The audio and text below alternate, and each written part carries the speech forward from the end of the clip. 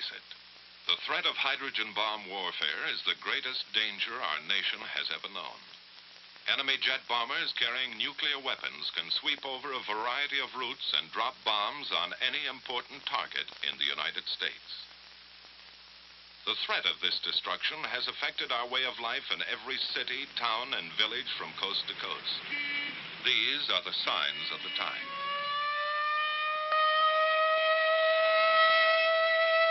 Only in practice now, a rehearsal, a training exercise.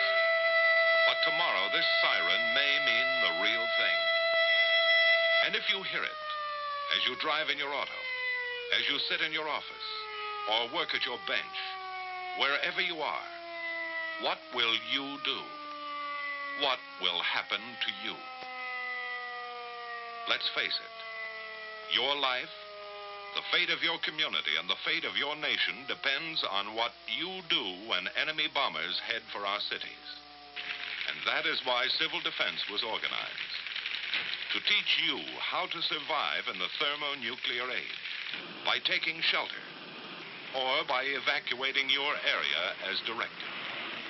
Civil Defense will teach you how to take care of yourself, your family, and neighbors. How to get official instructions and act according to plan.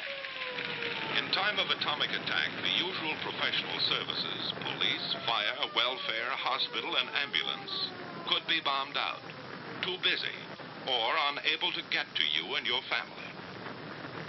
Civil Defense control points would function as the nerve centers for dispatch of organized assistance to disaster areas from outside the target districts. Every preparation is being made to deal with emergency conditions which would be created by enemy attack. To provide for communication with the public during an actual attack, our broadcasting industry and the federal government developed CONELRAD.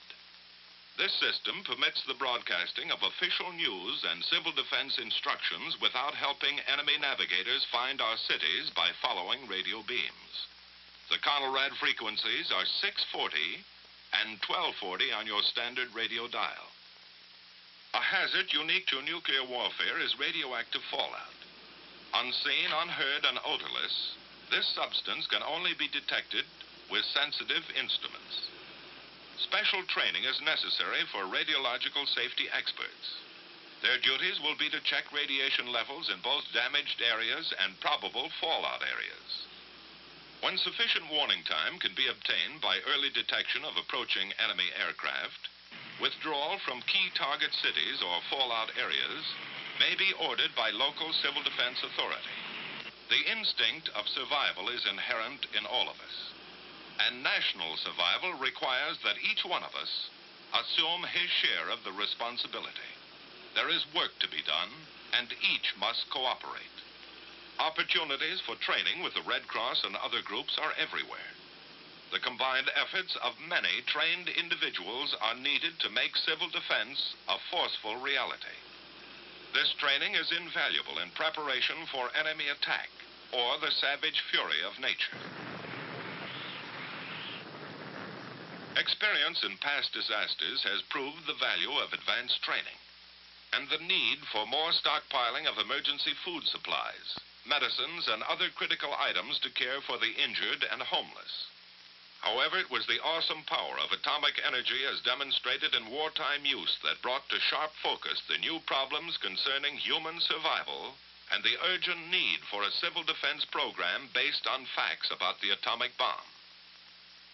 Opportunities to gain this information came with the study of structures in controlled atomic tests conducted at Eniwetok Atoll in the Central Pacific.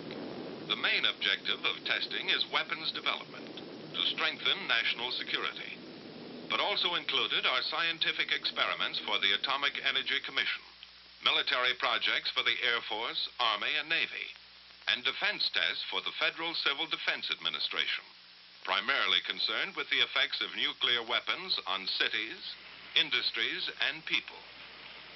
The tremendous effects of heat and blast on modern structures raise important questions concerning their durability and safety. Likewise, the amount of damage done to our industrial potential will have a serious effect upon our ability to recover from an atomic attack. Transportation facilities are vital to a modern city.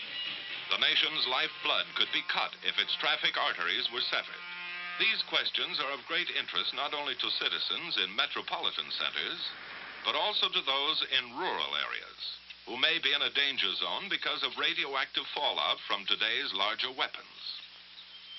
We could get many of the answers to these questions by constructing a complete city at our Nevada proving ground and then exploding a nuclear bomb over it.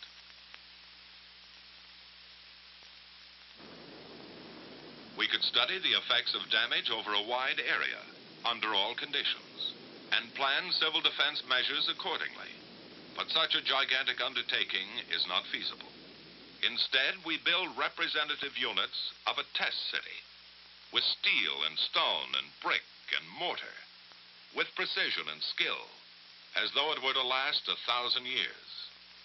But it's a weird, fantastic city, a creation right out of science fiction. A city like no other on the face of the earth. Homes, neat and clean and completely furnished, that will never be occupied. Bridges, massive girders of steel spanning the empty desert. Railway tracks that lead to nowhere, for this is the end of the line. But every element in these tests is carefully planned as to its design and location in the area. A variety of materials and building techniques are often represented in a single structure. Every brick, beam, and board will have its story to tell. When pieced together, these will give some of the answers and some of the information we need to survive in the nuclear age. At varying distances from ground zero, the point of detonation, numerous experimental elements are assembled. Underground structures and facilities of various types play their part in duplicating the complexity of the modern city. The vast research program includes testing such items as covering materials, paints, varnishes, plastics, also various fabrics and samples of clothing. On the outskirts of our test city, a synthetic forest has been erected to determine the protective value of foliage and trees. To give us a ringside view of the event, high-speed cameras stand like lonely sentinels, ready to photograph the hurricane of fury. Before leaving the test area, a final check is made on the multitude of instruments and technical devices which will record a variety of blast phenomena for future study. Now, with all the elements in place, our test city is complete. From the air, its center will appear as a bullseye to the bombardier at H hour. On the morning of shot day, official observers, technicians, and scientists gather at News Knob to await the momentous event. This is the payoff for months of planning and preparation on the part of the Atomic Energy Commission, the military services, civil defense, and other test agencies. As part of an experiment to observe the phenomenon of atomic detonation at close hand, military personnel and defense officials dig in within a few miles of ground zero. After a final briefing from the officer in charge just before H hour, the men disappear into their foxholes. Every precaution has been taken for their safety. They're told to crouch low, shield their eyes, and remain down until the signal to rise is given. Now the moment of greatest anxiety, waiting those last few seconds.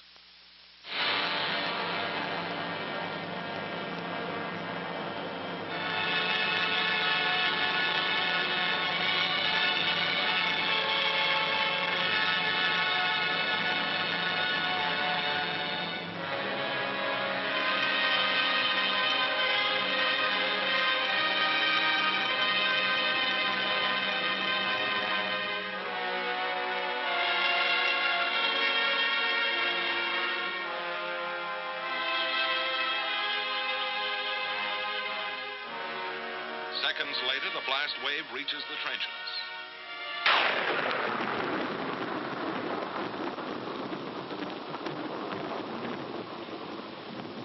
As the tower of smoke and flame looms overhead, one thought is uppermost in all minds. Now it's over. The fury of it had stunned some, but not one was injured. High above, the smoke ring, puffed by atomic breath, rises skyward, watched by the men who had faced it. A scouting party takes the first look at the scattered wreckage of the test city. The imprint left by the hurricane of fire and blast remains here for us to read and analyze. From studies of ruins and damage such as this, we get the hard-to-come-by knowledge that helps us form rules for survival in modern warfare. While only atomic bombs are tested in Nevada, the results can be scaled for the larger, far more powerful thermonuclear weapons. A hydrogen bomb will destroy a greater area than the atomic bomb and will release more dangerous radioactive materials. But the problems of rescue caused by blast and fire along the periphery of damage remain the same. In these fringe areas, civil defense training can save many lives, lessen damage from secondary fires, and help establish emergency facilities. Now, in a helicopter, the radiological safety men measure the amount of radiation. When readings indicate safety for human beings, the troops are led in for a tour of the area. By double-checking with Geiger counters every inch of the route, men can now enter safely and confidently areas spotted with radiological contamination, an indication of the progress made in understanding atomic hazards.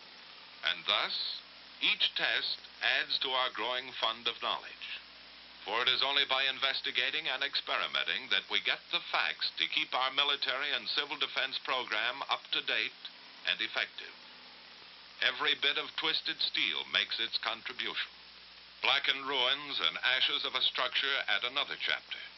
The shattered wreckage of a dwelling offers an eloquent testimonial.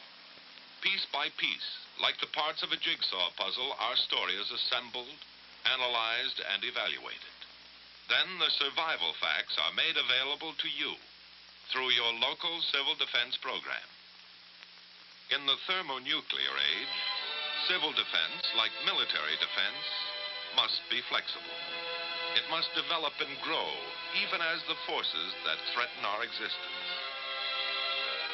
And so, until men of goodwill have turned this awesome power to peaceful uses, let us recognize the threat to our way of life, the threat to our survival.